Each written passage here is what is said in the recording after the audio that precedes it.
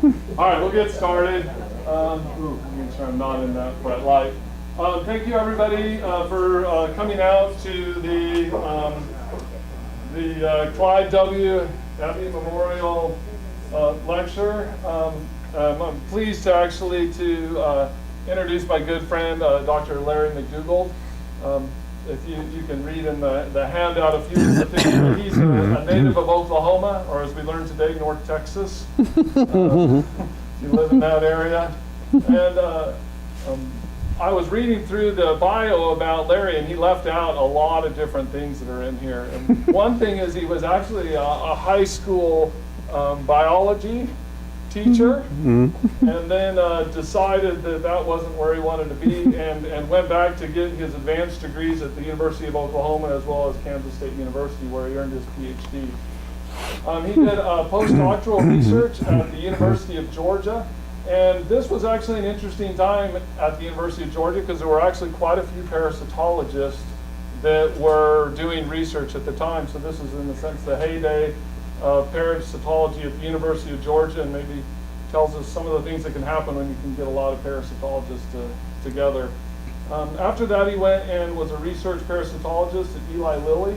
And at Eli Lilly was a lot of research going on in terms of developing the anticoccidials that we use today, as well as in the future contributing to the development of coccidiosis vaccines. And in fact, Dr. McDougald has a patent for a coccidia vaccine, so he receives royalties from that and all sorts of great things that come along with actually having a patent. The reason I got involved with Dr. McDougald is when I applied for a job at the University of Georgia.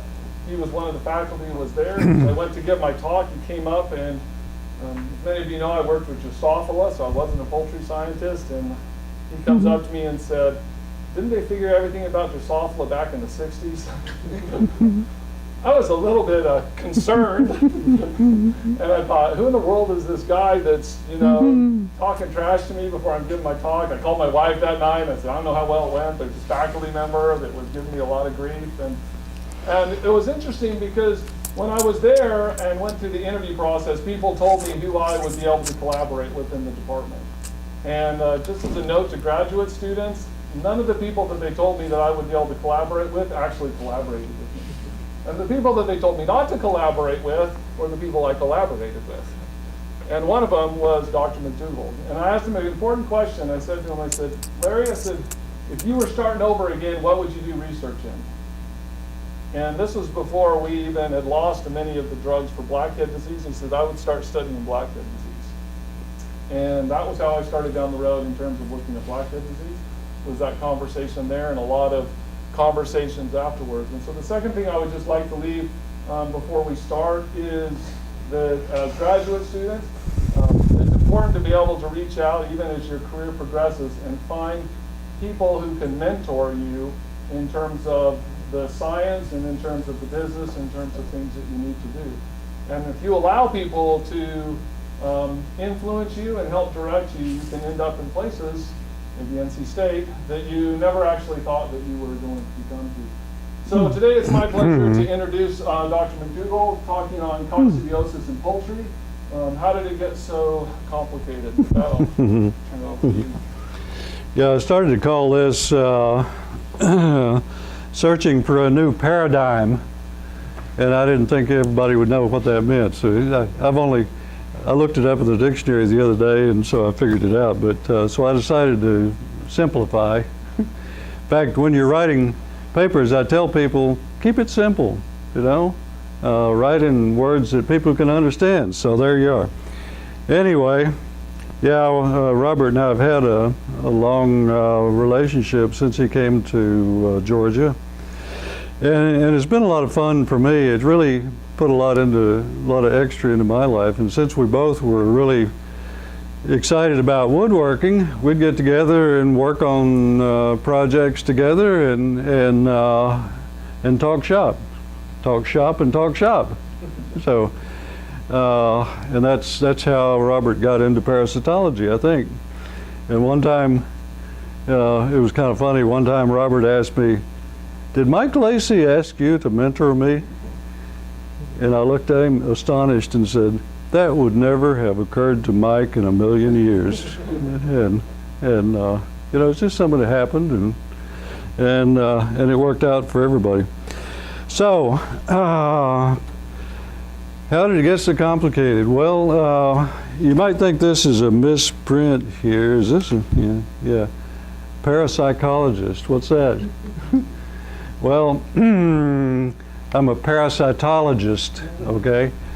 And some years ago, it began occurring to me that people didn't understand what I said when I said I was a poultry parasitologist. They thought I was saying a poultry parapsychologist.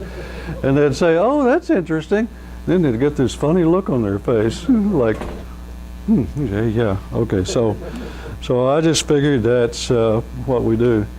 Now, I have been associated with chickens for a long time. Now, this picture here was taken in 1945. I was 4 years old then. And that's me right there on the tricycle. I was having trouble pedaling that tricycle because it was just a little bit too tall for me, and I was having trouble. The ground wasn't very level. These are chickens. This is my sister. These are young leghorn pullets who are going to be layers. And this is my sister again with some of our eggs. We produced really nice eggs. My dad had a good reputation around southeastern Oklahoma. We supplied some restaurants and hotels and grocery stores with eggs and made a living that way. And you know, there's all kinds of evidence of farm life here, like you can see. Well, there's the tub we kept the feed in. It wasn't very effective because the chickens just hop right in there. In the background, you can see the horse. That's Old John, we called him. And of course, there's this building right here is a privy. A lot of you don't know what that is, do you? So and so on. But a lot of history to learn and talking to us old guys, you know. So coccidiosis has been important in the poultry world from the get-go. And Malcolm Reed was fond of quoting some unknown but important poultrymen from probably the 50s who always said, give me a bird with good genetics, a nutritionally sound ration, and a way to control coccidiosis. And he could produce poultry then. And that's probably still true today. You know, when you think about it, you know, there's a lot of other diseases and things. You could expand coccidiosis to include some other things. We've discovered a lot of diseases since then, but nevertheless, that's the deal. So, what is coccidiosis? And this reminds me of a few years ago, I was giving a presentation on coccidiosis to game bird producers. A lot of people don't know, but game birds are getting to be pretty important. They're an industry in their own, and they suffer some of the same diseases we poultry people do, but they've got their own. But anyway, I had the pleasure of doing some work with some game birds, pheasants, chuckers, partridges, and studying coccidiosis in them. And I was giving a presentation to the group, and I thought I did a pretty good job of explaining all this stuff, and they clapped when I got through. And then afterwards, a fellow came up to me just in passing and said, well, just what is coccidiosis anyway? No, okay, it's a lot easier to explain what coccidiosis is to a bunch of poultry people because we hear about it all the time. It's a protozoan disease. All of the ones that we deal with are really Eimeria species. That's the genus of it. There's at least a half a dozen in chickens. There's another half a dozen in turkeys. There's others in other birds. But each they're all distinctive. They have distinctive lesions, at least the ones in chickens and turkeys do. And some of the other animals, they aren't as distinctive, so it's harder to work with. You can't do lesion scores if you don't have distinctive lesions, can you? So anyway, so has a very predictable life cycle. As for lower organisms, they're especially well developed in terms of complicated life cycles. They're eukaryotic. They have alternation of generation between sexual and asexual, and I'll get to that more in a minute. They're found everywhere. Every type of animal has its own species of coccidia. And when I say they're found everywhere that they're poultry, there's going to be coccidia. Anywhere there's animals, there's going to be some coccidia there. One time I was looking at some of the older literature, going back into the, I don't know, 1917 or something like that, and there was an international poultry convention, maybe the World Poultry Congress, and somewhere and sometime anyway. There was a man from Argentina gave a presentation there, and he was telling the group that he had found coccidiosis in Argentina, and they figured that it came from the States, which, when you think about it, well, okay, why not? And so these species in different animals vary in pathogenicity, vary within species.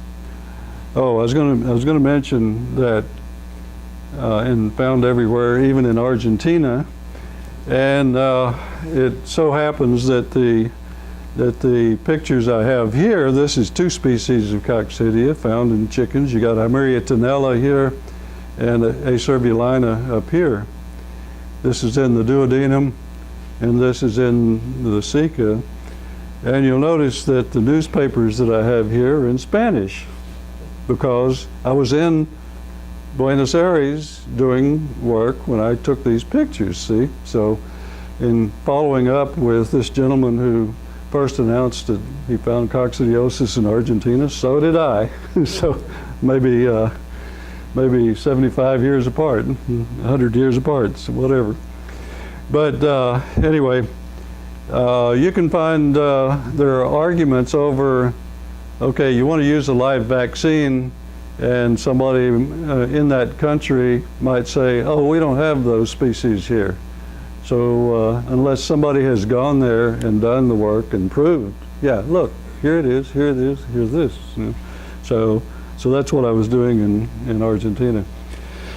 So some years ago, Dan Fletcher, a former faculty member in our department at Georgia, laughed at me one day. I was about to give a seminar, and he laughed and said, well, you can't give a seminar about coccidiosis without showing the life cycle. And I thought about it some, and in fact I even tried to give some seminars without showing the life cycle, and it's kind of well, he's right, you can't give a talk without showing the life cycle. So here's my life cycle, but the things about coccidiosis that you need to know to do work with it: first of all, the oocysts. These are the reproductive bodies. You find them in the litter. You can go to practically any chicken house in America and maybe the world, and at some point they're going to have these in the litter, and you can pick them up and you can propagate from that. This is a resting stage where you have these bodies called sporozoites within sporocysts that are within an oocyst. And if a chicken comes along, or whatever animal it is, and picks these up, then they crack the shells open, they get out, infect in the gut, and go through this complicated life cycle down here. And this is what we're dealing with when we're trying to treat or prevent coccidiosis infections. And then the upshot of this is where drugs work, through here. And at some point then, these finish their life cycle and produce these oocysts again, which pass out in the feces, and there they are in the litter again, where they can be tracked all over the farm and tracked all over other farms and whatever. A friend of mine used to call this the instep method, that you get stuff on your shoes and you go from farm to farm, and there it is. Some of the biosecurity procedures today will help prevent that and everything. Well, okay, so that's the life cycle, and this is in the litter. People try to control coccidiosis by destroying these in the litter with disinfection, clean out and sanitation and whatever. And then people try to control this, giving drugs or immunization and so forth. So that's what we'll talk about now. Yeah. So, as I said, all kinds of birds and animals have all kinds of coccidia. You know, there's the chickens. You got turkeys. Turkeys have their own. It's very important in turkeys. Here's bobwhite quail, I think it is. This is a chucker partridge. And these are some, I'm going to guess, pheasants. Yeah, these are pheasants, yeah. Okay, by edict, these are pheasants. These are gamecocks. So you get all kinds of birds that are going to have all kinds of coccidia. When you're doing work with these coccidia, you need to learn everything from the start. When I was at Lilly, we did a lot of research using the in vitro techniques for screening drugs, and we went through you know, a number of thousands of drugs testing in vitro. This is a photo taken by phase contrast, and you can see the sporozoites here, which have entered cells. This is a cell nucleus here, and here, and here, and so forth. There's one. But you can see all of these sporozoites that have entered those cells, and you can see parts of those sporozoites here, and it's a fascinating area to work with. And people today, I don't know of anyone who is conducting research using the in vitro techniques such as we have here. Then in battery cages, you can test drugs. You can infect birds in battery cages, give them drugs, vaccines, whatever, and use this as a test model, just as we do with other things. These are turkeys, but we'd do the same thing with chickens, and we did the same thing with game birds. And not very many people have tested drugs in game birds, and so this was an important piece of work. Then you move on to floor pens, and you can see when you're in there doing work and weighing birds and so forth, it stirs up a lot of dust, and so that's not snow in there. That's dust. And so these techniques are fairly common with people who are doing this kind of work.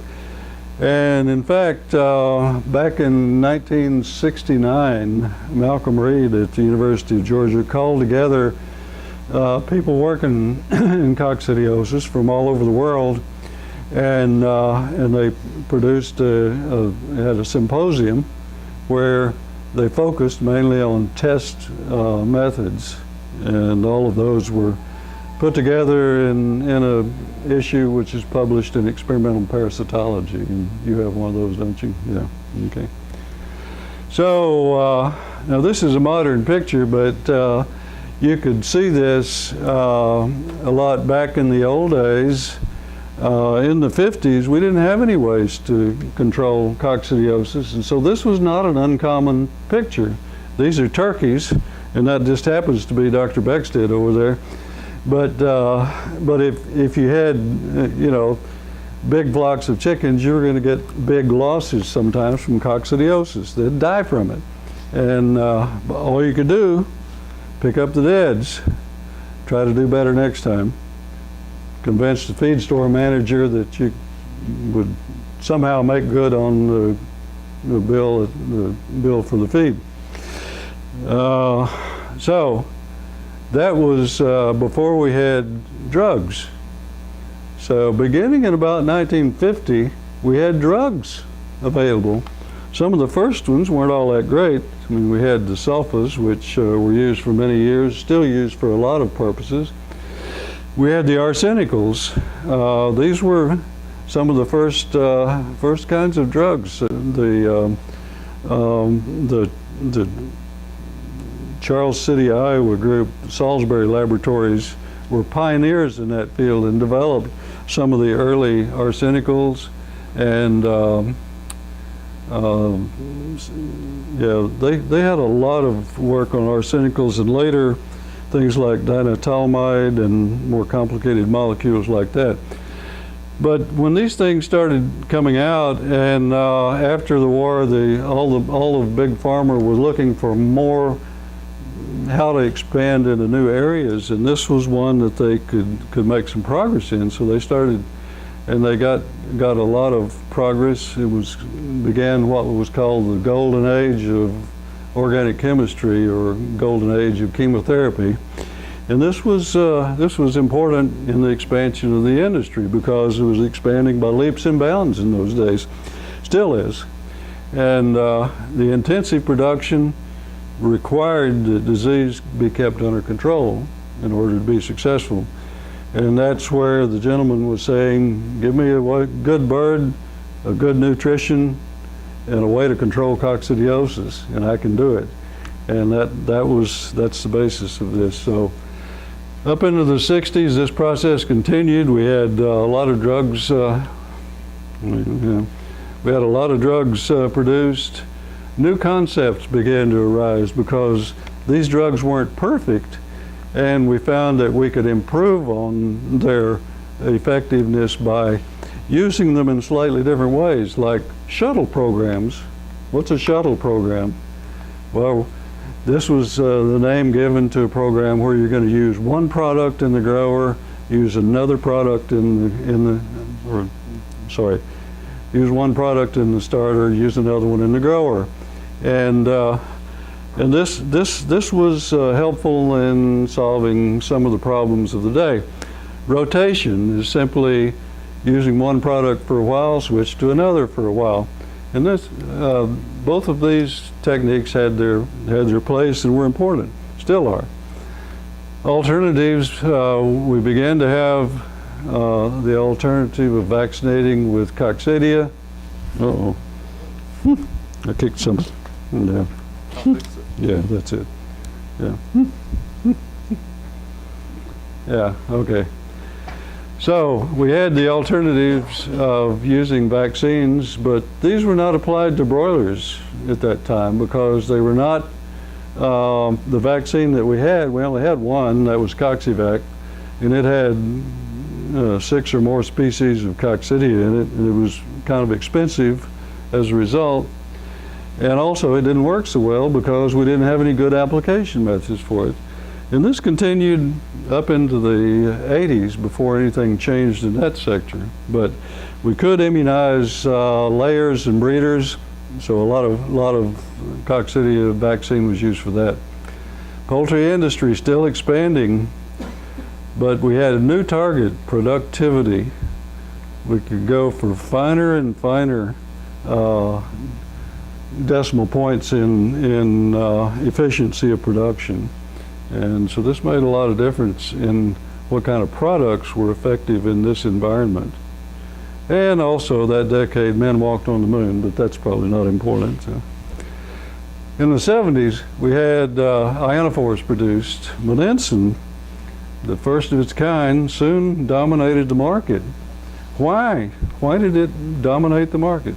We had ionophores still today, or the backbone of coccidiosis control. And if there's well, there's probably two good reasons. One, they worked pretty good because they had broad spectrum activity, probably broader spectrum activity. What do I mean by that? Well, we have 6 species of coccidia we have to control. So if we can control all of those, that's broad spectrum. A lot of those early drugs were missing, had some spaces. I mean, they were missing things like acervulina and Brunetti and so on. But they'd focus on, their impact was on certain species like Tenella and Maxima. But the ionophores had a good broad spectrum activity, and more importantly, they did not, the coccidia did not develop resistance to them very rapidly. And this is something, some of the other drugs, we could have what could generally be called one-step resistance, where you use it for a short time, the coccidia have slight mutations, and bingo, they're resistant. And so that was probably the main things that got the ionophores going and kept them going. So up through the 80s, this was true. New products, new ionophores. Selenomycin became the product of choice during those days, and probably still is among the ionophores, although all of these still have a place in the coccidiosis market. The 90s were a time of change. The efficacy of the ionophores began waning, slow but sure. We had new products, especially live vaccine, which were targeting broilers. For the first time, we have products, the immunization products that targeted broilers. They had fewer species of coccidia, focusing on the main ones, and also better application methods. And so these things allowed entry of the vaccines into the broiler market. And this has grown tremendously in recent years for reasons that we'll discuss in a minute. But also, there was bad news. We had increasing pressure from consumer groups. And I'm not sure who these consumer groups are. I don't know if I know any of them personally, but the fact is they've had a great deal of influence on federal agencies and on public opinion. And the news media go right along with these and say, yeah, look at this. And so that's a problem. I never thought it would happen, but special interest groups have pressured consumers of poultry, no, producers of poultry. I didn't mean consumers, you know that, Joe. I meant producers of poultry to insist on, no, wait a minute, I was right. They're consumers of poultry to insist on antibiotic meat, antibiotic-free meat. You go to the store today and look at the meat, even store brand meat might say antibiotic-free on chicken. This has a profound influence on how we raise chicken. The poultry industry generally goes along with this. In fact, you can make a lot of money out of it if you have a product and that you can label however some consumer group likes it. Well, that's what marketing is. I think they've been overreacting. There's general feeling in the industry that among veterinarians and other experts that the industry is overreacting and that they're producing a lot more antibiotic-free chicken than we need to supply the demand for antibiotic-free. So at any rate, that's a problem. And the consequences, you know, government agencies tend to pander to these people because, after all, government agencies serve the public, not the producers.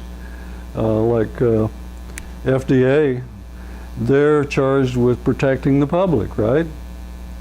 So they do this by putting restrictions on our use of drugs and chemicals in poultry feed.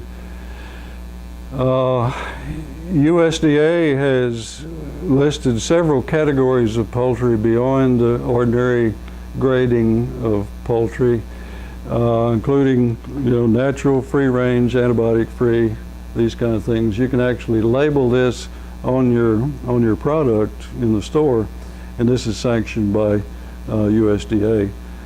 So as a result of this, there's a lot of situations where poultry cannot be treated for outbreaks of disease and go untreated, and of course the birds suffer and die with bacterial diseases and stuff. So this is a problem. So how do we produce antibiotic-free chicken? Well, we can't use, since most of our coccidiostates, effective coccidiostates, have been classified as antibiotics in recent years here in America. We can't use ionophores if we're going to produce antibiotic-free poultry because they have antibiotic activity, therefore they're classified that way. So we can use live vaccines. Well, we have several to choose from. There's a bunch of them. This is not all of the ones we have. There's some others besides what I have pictures of you.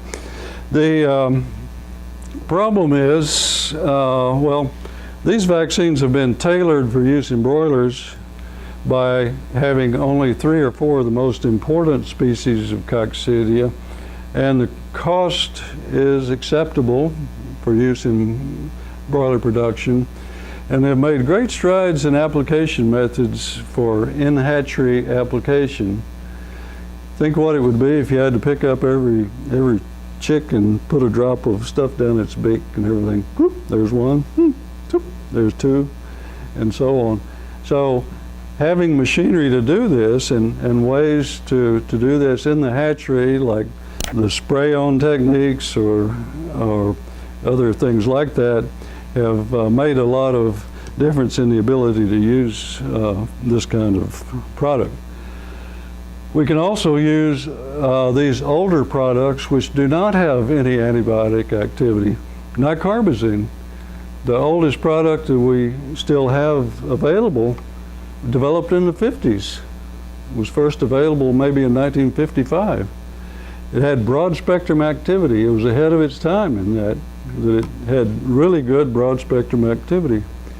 But it had some side effects that basically kind of kept it in reserve for most of the time since then, such as had a negative effect on feed conversion. It was toxic to layers and breeders. And also, if you use it in the summertime, you're going to have a lot of increased mortality from heat stress. And so this kind of held this in reserve all that time. We also have these products which can be used to some extent, and combinations of these products which can still be used today. But drug resistance is common with these products, and if we're going to use them, and people do, you're going to have to do regular screening for sensitivity of these products. It's expensive. There's not very many people who can do it. You could name all of the labs in America that can do this on one hand with some fingers gone, and maybe it just comes down to 1 or 2 the labs that can actually test these things for sensitivity to the candidate drugs. So this is a problem, and it's expensive. It adds expense to the program. So the combination programs that, going back to the 60s, we have the shuttle programs. These are still used today, typically one product in the starter, another in the grower. We can put the most effective product in the starter and put a less effective in the grower, thinking we're kind of keeping, knocking down the level of contamination. and it works. And we can use something like nicarbazine, which has some negative side effects, but if we only use it for a short time and it's effective, it pays for itself, and it's one of the products of choice to use in this kind of program. Then you have biorotation. That's where we're using a vaccine for part of the year, or maybe we use it for 1 or 2 years or longer, and then switch to anticoccidial programs. So what's happened in the meantime? Well, the vaccine strains, which are sensitive to the drugs, have become the predominant population of coccidia in this operation. So if we switch back to anticoccidials now, they look really good because there's nothing for them to control there except these sensitive strains. So that works. This actually works. This was first developed by one of my graduate students, Greg Mathis, back in the 80s, came up with this idea. And before him, Tom Jeffers in the 70s proposed the idea but never did anything with it. But the Bio Shuttle program was a fairly recent thing where we're applying a vaccine in the hatchery, but the anticoccidial will come back with an anticoccidial in the grower feed. So things like this are ways that people are trying to get around the problems because one thing that I failed to mention earlier, with vaccines, with the coccidiosis vaccines, these are live products, and even though we're only giving a little bit of it, this is actually having a negative effect on the birds, and in fact interacts with things like Clostridium perfringens to produce what? It interferes with gut health, doesn't it? It produces necrotic enteritis. And a lot of farms in America are endemic with necrotic enteritis, with necrotic enteritis producing Clostridium perfringens. So when you get coccidia along with Clostridia, then you can have more necrotic enteritis. This has been proven.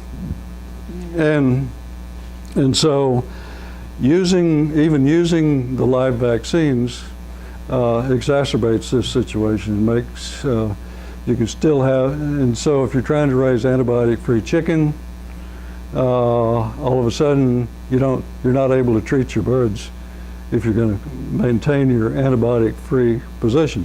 So it's just a complication there, and one that we have to work around. We hear a lot these days about gut health, and I think this term has largely been promoted by manufacturers and sellers of things like essential oils, various plant extracts, bacterial cocktails designed to shift the microbial flora of the gut, and things called probiotics and stuff, that these generally are going to improve gut health in some way, either by possibly, and I think they do in some ways, by stimulation of natural immune responses. There's, we could talk all day about about the things in the gut that might be influenced with probiotics and whatever. So stimulation of natural immune responses and processes in the gut, these often do produce infectivity in some way. There's a lot of unexplored areas here that people continue to work on, and I think they should. A lady in my lab a few years ago was ordering in some things from China, found that you could get all kinds of things that supposedly had some kind of medicinal qualities, but otherwise undefined. So we got a lot of this stuff in and tested it, and some of it does stimulate the immune response and other things. The Chinese have hundreds and thousands of these kind of things, plant materials. So there's got to be some gold somewhere in those hills. So, in fact, I wrote a novel about this and called this Qingdao Gold. But that's another story. These products generally don't have any direct effect on disease organisms. If you do a critical test using their traditional methods and batteries and floor pens and even in vitro, you can't detect any direct antimicrobial activity with these things. But they might have some other activities that override some of the deleterious effects of infection. So this is a very complicated issue here, the so-called gut health issue with quite a growing number of products. So what are we going to do in the future? I think for some time now, it's going to be pretty difficult to work with what we have and keep things on a level playing field. Playing field is not level, it's getting stacked against us more and more. There's probably never going to be any new anticoccidial drugs because none of the major big pharma companies are looking at anticoccidials. We have some small outfits that do things, but by and large, the big players, the ones that can screen tens of thousands of compounds looking for new chemistry to step in here with, they're just not there. And so we're probably never going to have any new anticoccidials. It's too expensive to develop a product that may or may not return its investment. And that's why they all got out of it about 20 years ago, 30 years ago. Vaccines have to be improved. We have vaccines. This is a viable means of controlling disease, particularly coccidiosis. Coccidiosis is unique in the sense that this is the only parasitic disease for which there is a live vaccine that's effective and is used commercially against the disease. Interesting that this happens. Innovative programs are possible. Just when you think everything's going down the tubes, somebody comes up with a better way of doing things. We need new ways of administering vaccines. We need new ways of using products. So delivery methods are paramount in making vaccines work, and so we need some better ones. But somebody will come up with better ways. We have to stay a few steps ahead, as my granddaughter is doing with these prehistoric animals here. We have to stay a few steps ahead of the demons that are chasing us in our disease problems and keep producing chicken. We produce 10 billion chickens a year in this country. 10 billion. That's a lot of chicken. And if something goes off the track, people are not going to have this food supply they're used to. But we have to do it. That's it, folks. Thanks for your attention.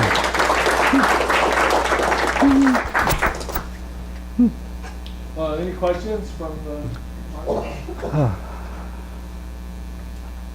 have a dumb one. I love those. It's caused by Iberia. Why is it called coccidiosis and not Iberiosis or something like that? Well, it's the level of taxonomy. You go from the Apicomplex. The Coccidia are organisms in the phylum Apicomplex, order Coccidia. You have the Eucoccidia and the such and such Coccidia, and then you have the, and it goes down, and finally you get to the genus Iberia and species. So it's just the difference. It used to be a lot simpler. You had the phylum Protozoa, and you had the order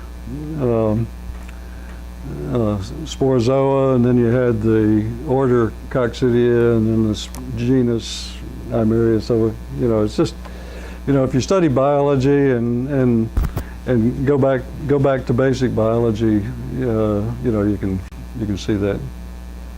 Okay. Yeah. Has the seriousness of the problem changed in the last 50, 60 years? The what? The seriousness in terms of prevalence and virulence? It has always been prevalent. It is not as generally as explosive as it was, say, in the 50s, because we do have prevention measures in place, and today we're dealing with something that makes a little different in productivity, you know, different points in mortality, and feed conversion, and so forth. Whereas with blackhead, we're looking at losses of entire flocks. See, that was the situation you had back in the 50s and before, that you might have an outbreak of Tenella and lose half of a flock, and I've seen it, and that was the situation then. But now that we have things in place where we can at least keep things close to some kind of a norm. Can you use vaccines indefinitely? Pardon me? Can you use vaccines indefinitely? You can. In a Yeah, yeah, you can. Most people don't because, well, you got a lot of competition among people selling coccidiosis control things. And so you get in, you're using the vaccines, and they're doing pretty good, and you say, oh, great, well, now we can switch back to coccidiostads. It's maybe it's less trouble to use those. And you know, every day there's a new batch of salesmen coming in, and well, hey, you know, we haven't had any orders from you lately, and these pressures, there's no clear consensus among poultry veterinarians, for instance, as to what the answer to that question is, because they hear things from both sides, and they haven't tried to you know, conduct the research themselves that would enable them to understand the depth of what happens. One thing that I can say is that if you do plan to use drugs continually, everything, you're going to run into some problems there. And if you switch to vaccines, you can get out of some of those problems. You might create other problems, but still, it solves a problem. And studies that I've seen where where a group used the vaccines for, say, 3 years, it just got better and better as time went on, and was highly effective. But it's hard to get people to change completely, to get away from drugs, and maybe they run into a problem that, you know, the business of the necrotic enteritis, that is a big issue with vaccines, that you do get, if you've got farms that usually have necrotic enteritis, vaccines are going to work in concert with the Clostridia on those farms, and you're going to have problems. So vaccines are not the answer for everybody, but I think vaccines are probably going to be more and more important in the overall picture. Right now, at some time of the year, you can expect that about 40% of the production is going to be given vaccines in broilers at some time of the year. And then this changes as you go into this would be the warmer time of the year, and then in the fall they tend to go back to drug programs or something. I would like to see more year-round use of vaccines. I think it would solve some problems and keep things on a level ground. But you know, people make their decisions for different reasons, and We don't know what they all are. Yeah. So you review probably, I'm guessing, over 50% of all the coccidia papers that get sent to journals. So what are the major mistakes that you see that researchers do that result in maybe the papers being rejected? Well, sloppy writing is one thing, but that doesn't usually result in rejection. It just results into some very embarrassing things to be said about their writing abilities. And some of the things, experimental design, that people haven't designed things to answer the question they wanted, that they think they're proposing, that they're going after. There's another thing is conducting work that shows nothing new. Okay, you did some floor pen trials for, maybe a company paid you to do some floor pen trials. You come out with some beautiful data and everything. It shows what it ought to show. You write it up and send it in for publication. You're leaving yourself open to someone saying, there's nothing new here.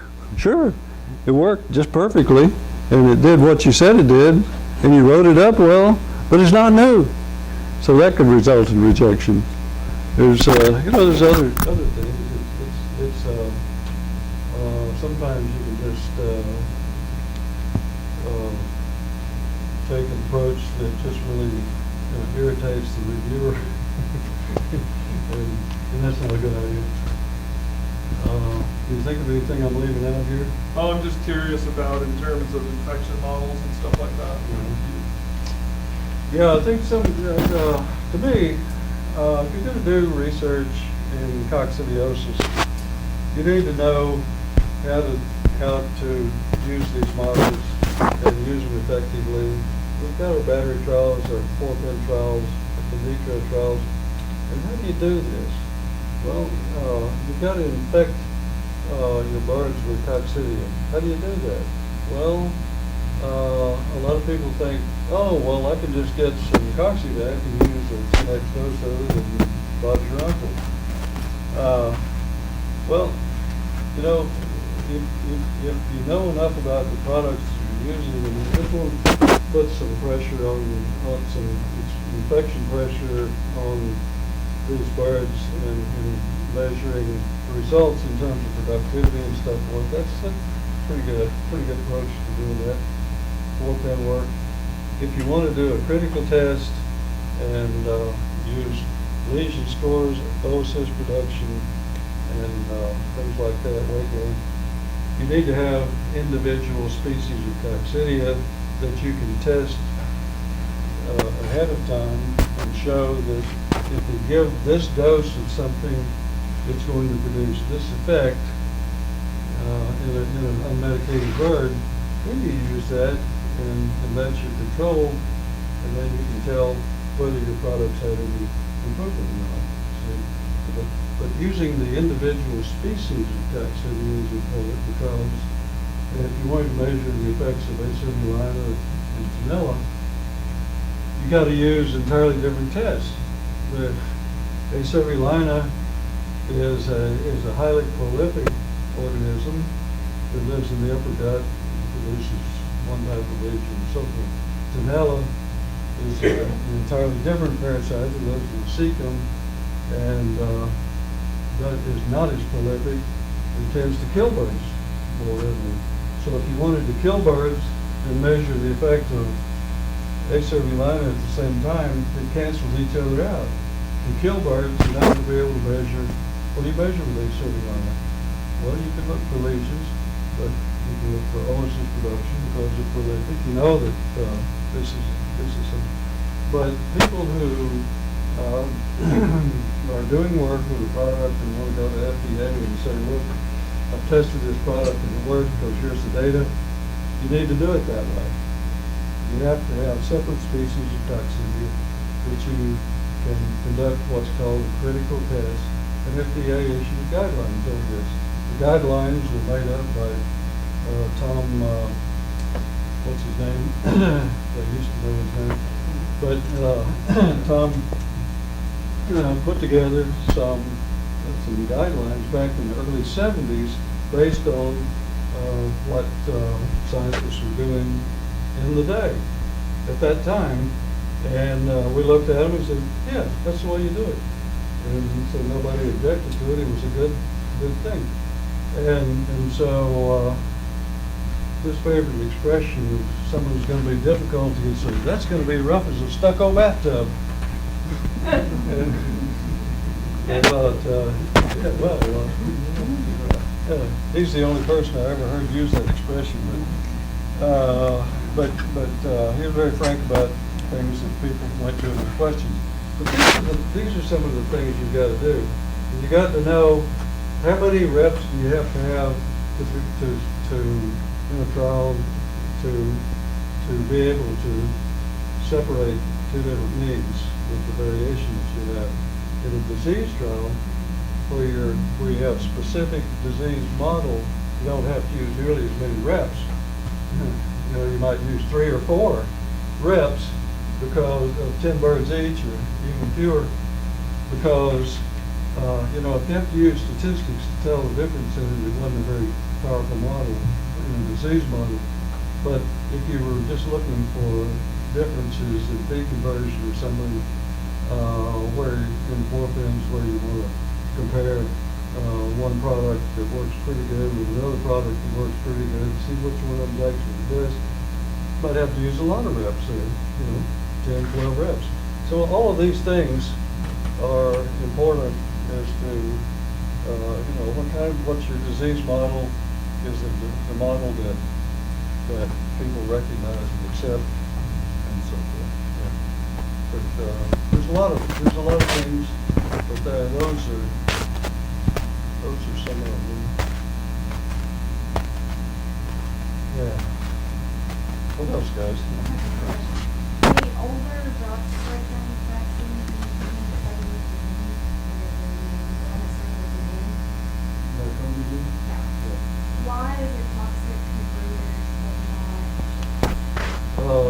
It's toxic to the development of the reproductive system, and you'll have birds producing eggs that have bleached out. If they're brown-shelled eggs, they can be bleached out and have softer eggshells.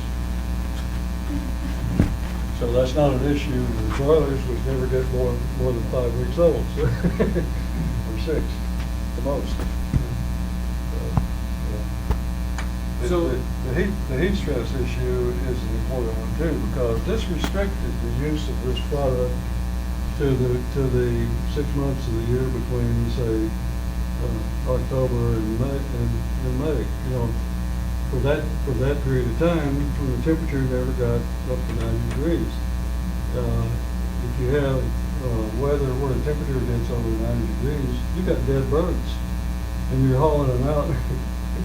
When I first started to work at Georgia back in '77, I conducted a couple of forefin trials and looking at coccidia stats, comparing them, everything. And this happened to be some of the hottest summers on record that I conducted these studies. And I had nicarbazine as one of the treatments, and I had the ionophores and some other stuff. And the others soldiered right on through and made it okay. The nicarbazine birds, most of them died from the heat when the temperature got up between 90 and 100 degrees. And there's nothing I could do to keep them from dying. They just died. And I got 2 papers out of that back in 70. Yeah. Just a minute notice, like, you know, that there's an equal ratio between vaccine and prediction also, and giving also Relation between coccidia and what? the vaccine and, Oh. Woody breast. Woody breast. Oh, I don't know. Yeah, I'm sorry, I don't know. Just, I don't think there is. I don't think there is a relation there, but I don't know. I can answer that. just,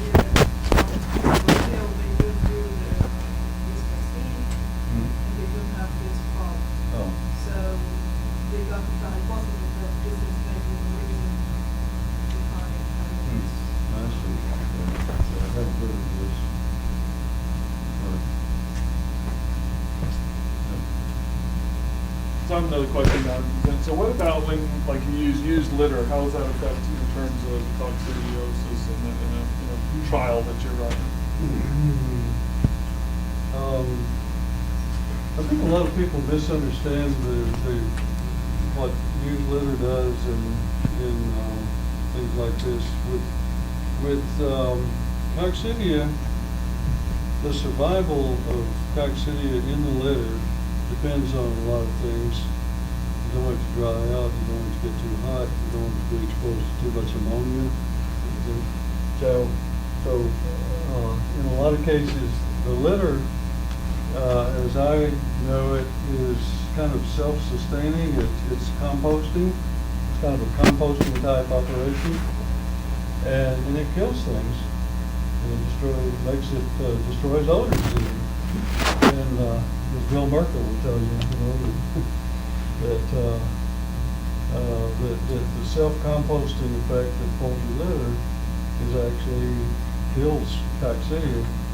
And so by and large, you wind up with in used litter, even though there was coccidia in the birds at some time, and you could pick up fresh droppings during the grow out, and you can find what some people would call the bell-shaped curve of coccidiosis in there. It's not a highly predictable regular curve, but basically it starts off, we can only find a few or none of coccidia in the droppings, and it goes up to some higher point, and at some point it tapers off and falls. And then if you go out and pick up litter and bring it back to the lab and look at it, you're more likely to find coccidia in litter that you picked up during the growth cycle and not after the growth cycle. So this has largely been my experience, that you don't find very many viable coccidia before and after the growth cycle of chickens. And so this can be misunderstood though. And sometimes we've done things to try to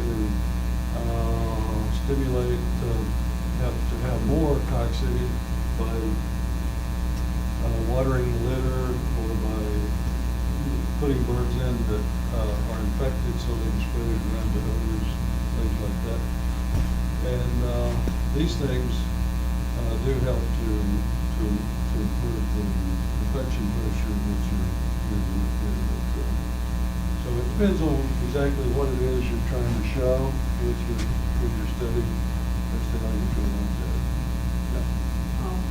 From your experience, is there a specific housing system that can improve this?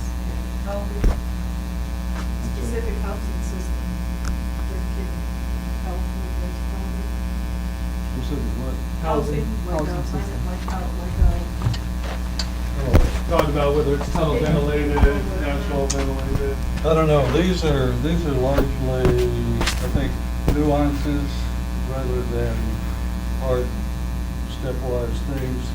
That there are a lot of things like that on the type of housing, ventilation, type of litter, how many flocks were on that litter, different things. All of these things surely have an effect, but there's not something you can easily measure.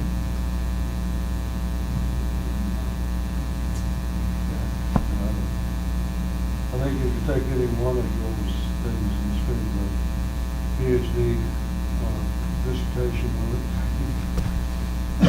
Yeah. With the use of vaccination, because it seems like there are a number of species and there are a number of strains, the virulence of the strains varies.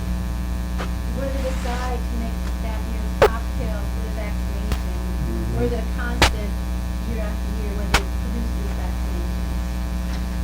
Yeah, the different vaccines have different strains, and some of the companies are trying to expand the coverage of their vaccine, the effectiveness by putting in more strains of one species, for instance, like Maxima, which we know that they're are some strain variation out there, and some people have isolated strains from different places and mix these into their vaccine to give what's thought to be a broader coverage. And I think if they can do that, I think this produces a generally more effective vaccine. Ideally, we could have an autonomous vaccine from each company and say what strains of coccidia you have, and use those and ideally attenuate them, but that's a tough process. But if we use those in constituting a vaccine, well, then we have the more immunogenic types that are present there. But we can't do that. And so these people are trying to have one vaccine that can sell all over the country, and it has several different strains of maximum, say, in it, maybe 2 or 3. And if we do that, well, then we're covering a broader segment of the population. And so that's one approach that some of the manufacturers have thought of. For a while, some of them have actually done some work with autogenous vaccines, and for a while we were producing some Maxima strains for Purdue, I think it was, that they were using to vaccinate as a vaccine, in addition to their coccidiosis control program. They had identified Maxima as being one of their problems, and so they were giving this, I think, to others. And we had several strains they were using in different places.